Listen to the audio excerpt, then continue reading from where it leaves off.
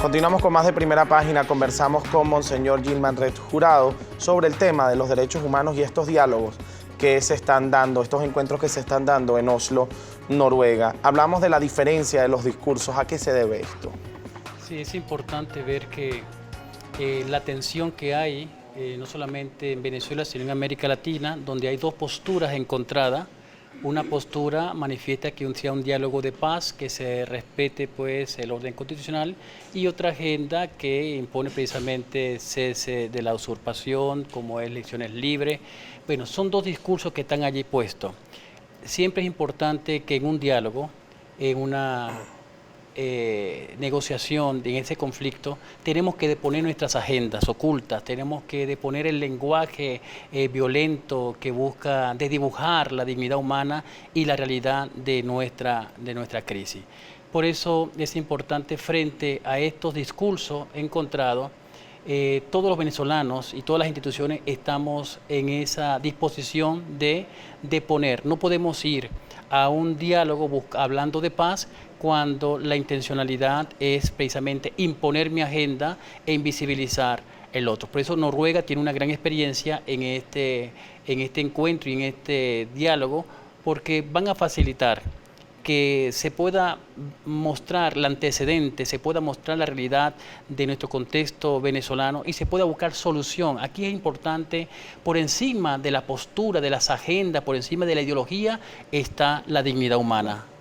Claro, acá hay un tema también interesante y es una pregunta obligatoria. Entonces lo que está ocurriendo es que no es tan claro de la naturaleza del encuentro, las partes. Es decir, esto podría ser hasta peligroso. Ir a un encuentro en donde unos consideran que es una negociación y otros consideran que es un simple encuentro, podría resultar hasta peligroso porque estamos yendo a ciegas a un espacio que no conocemos. Entonces, ¿usted cree que de verdad exista claridad de lo que se está viviendo en Oslo o realmente para cada uno de los factores tiene una naturaleza estos encuentros? Sí, en primer lugar yo creo que ustedes, les felicito, los medios de comunicación, que deben es acompañar en este diálogos o negociación. Eso no está bien claro, porque a nosotros no se nos consultó si iban a poner en realidad la crisis que está viviendo Venezuela, qué vamos a negociar o cuál va a ser el diálogo de paz, cuáles son los parámetros. Y es importante que toda negociación o que todo diálogo debe partir de una realidad. ¿Y cuál es esa realidad? De poner esas actitudes, el discurso antagónico, el discurso violento, el discurso de descalificado, de dibujar la realidad y ver que un diálogo de paz implica tener la convicción y tener una agenda clara en la cual todos podamos entrar, donde en la cual todos puedan participar y todos puedan buscar una solución al conflicto. El conflicto es muy grave, la situación en Venezuela es grave. Y esto no significa que tenemos que satanizar ni que tenemos que tampoco poner al escarnio público posturas, no. Es un tiempo también para reflexionar, un tiempo para revisar y acompañar en este proceso que la negociación o el diálogo de paz sea en función de la reconciliación nacional, de una paz creíble y viable, donde todos podamos vernos como hermanos y podamos crecer en la diversidad, buscando que se respete los principios y los valores del hilo constitucional. Bien. Monseñor, usted pues está adentrado al tema de los derechos humanos, obispo ordinario para los derechos humanos de Venezuela, y yo le pregunto, con la realidad que vive Venezuela respecto a los derechos humanos, que no es un secreto para nadie, mucho menos para usted, que ha elevado además estos reclamos, que ha elevado esta realidad ante su iglesia, ¿es justo el reclamo de algunas personas que dicen cómo sentarse a dialogar con aquella persona que reprimió la protesta, que lo consideran culpables de la muerte de sus hijos? Con esta realidad de los derechos humanos, ¿es justo un diálogo? Creo que siempre el diálogo es justo, porque busca es deponer sentimientos, emociones encontradas, sospecha, incertidumbre, escenarios dolorosos.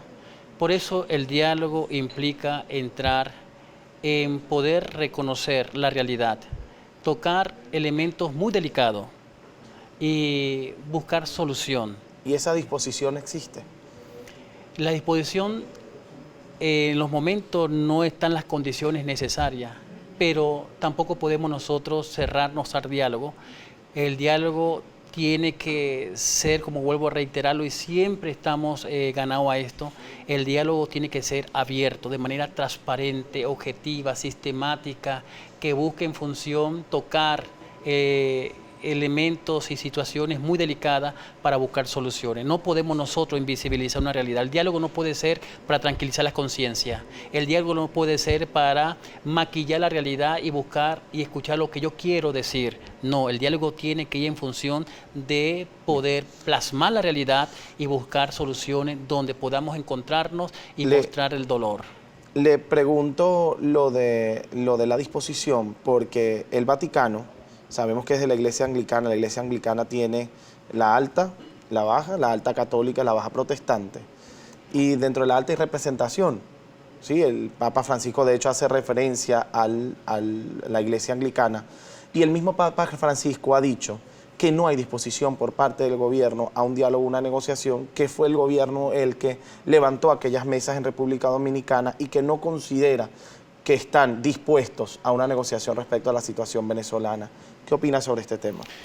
Cuando el Papa Francisco habla de que no hay disposición, está hablando de que no se puede ir a un diálogo bajo una estructura fundamentalista donde se invisibiliza la realidad y donde se busca imponer para invisibilizar al otro. Ahí nunca puede haber diálogo, sino una imposición.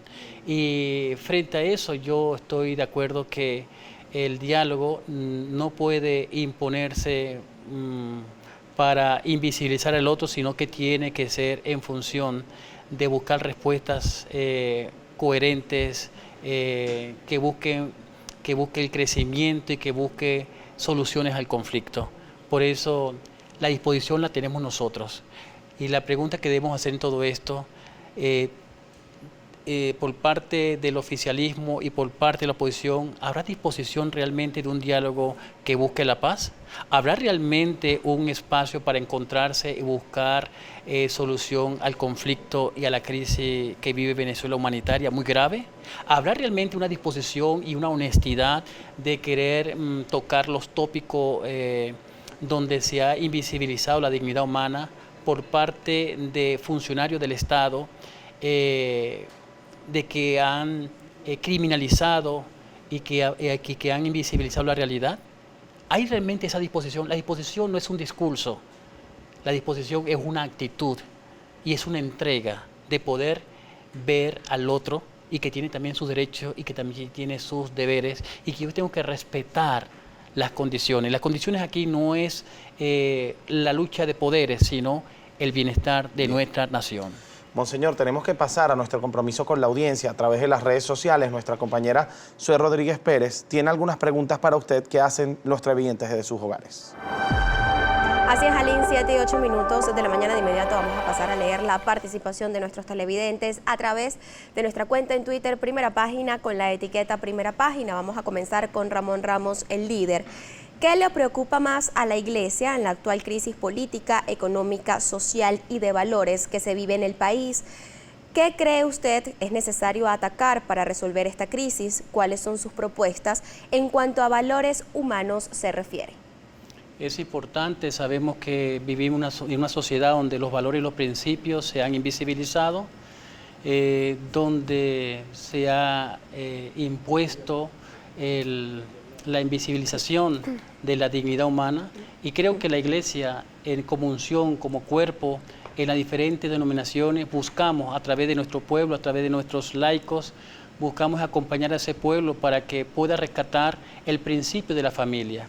La familia está fundamentada en nuestra Carta Magna, que es el fundamento que da el carácter y el origen a nuestra Constitución. Cuando estamos trabajando en función como propuesta de fortalecer la familia, vivimos una sociedad disfuncional. Cuando la familia es disfuncional, encontramos sociedades disfuncionales, instituciones disfuncionales. El problema aquí no son las instituciones, aquí el problema es el ser humano. Y tenemos que, la Iglesia está trabajando en función de formar hombres y mujeres para hacerlos agentes de cambio y transformación de esos antivalores y convertirlos en valores, donde el rescate de la familia, el rescate de la educación, de la formación de calidad, el acompañamiento de los profesionales en poder tener la capacidad del referente ético. Tenemos que rescatar el referente ético-moral en todos los espacios. Por eso es importante que cuando el referente ético se pierde, comenzamos entonces a tergiversar la realidad, comenzamos a buscar prebendas personales, comenzamos a fracturar la dignidad humana y buscamos precisamente mostrar la miseria humana. De manera que la Iglesia está preocupada, pero más que preocupación, está dispuesta y está programando de romper la estructura religiosa de templo para entrar a las comunidades y acompañar a nuestro pueblo en sus comunidades y volver a ese modelo de la iglesia primitiva de hacer de la familia una casa de oración, una casa de alegría, una casa de encuentro, donde todos podamos encontrar, donde todos podamos valorarnos y podamos volver a ese primer amor que es la familia. Aparte de eso también estamos fortaleciendo la educación, formar a los profesionales para que puedan entrar en esa calidad, en esa articular ese conocimiento con la vida. Aparte de eso también estamos acompañando en los hospitales, en los centros penitenciarios, para que se respete la tutela judicial efectiva, para que se pueda transparentar el debido proceso y se pueda buscar la justicia en medio de la confrontación, en medio de la impunidad. Bien. De manera que nosotros estamos dispuestos y estamos trabajando sin hacer alusión a lo que hacemos. Lo hacemos en silencio porque sabemos que en ese acompañamiento con nuestro pueblo estamos buscando respuestas objetivas y estamos buscando que ese hombre nuevo, esa mujer nueva, no sea solamente un discurso, sino que sea una realidad, para una realidad distinta.